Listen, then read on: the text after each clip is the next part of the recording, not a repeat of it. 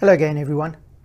In this episode, we have a look at some of the impacts of RDR on consumers, on advisors, and on product suppliers.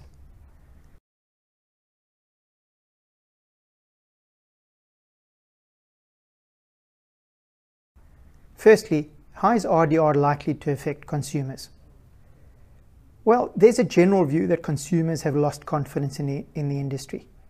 Broadly, the RDR proposals will require greater disclosure and greater transparency. So if nothing else, RDR should help to start rebuilding consumer confidence. But at a more detailed level, the changes should help customers to understand and compare the nature, the value, and the cost of advice, and the services that advisors will provide. Customers will know exactly who they're dealing with. They will know whether their advisors are tied or whether they are independent. They'll also know what they're paying for and what they're paying.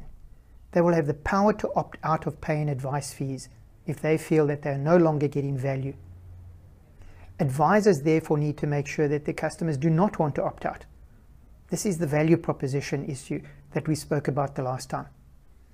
In summary, under RDR, customers should be more informed and therefore be able to make better decisions.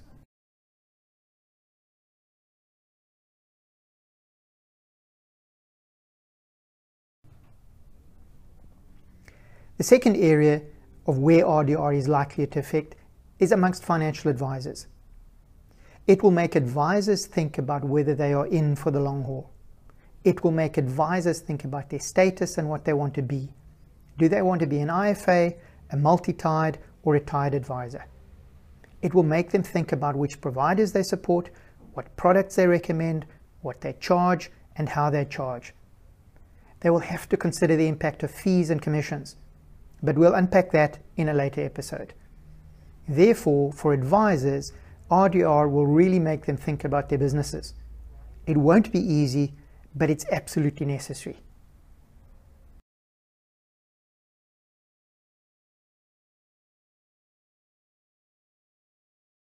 The third area of RDR impact is on product suppliers in the industry. Now, product suppliers generally have three ways to get their products to customers. They can go through a tied channel, such as a tied agency force. They can go through an untied channel, for example, independent brokers, or they can go direct, for example, through a call center or direct mail. And each channel has its own impacts.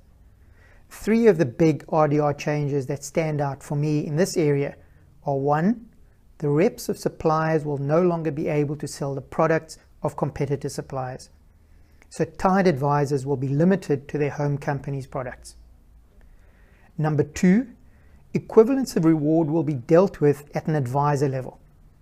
This effectively means that for the same quantum of business, for example, term, premium, and product, the cash plus non-cash received by a tied advisor should be equivalent to the cash only received by an independent advisor. And this is quite a big development.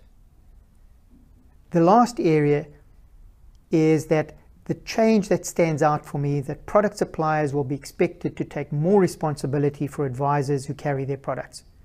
They will not be able to stand back and say that the advisor is not tied or not one of ours. Exactly how far their responsibilities will stretch still needs to be clarified though. So RDR will make product suppliers take stock of their own business models, how they get their products to market, and the impacts on each of these channels.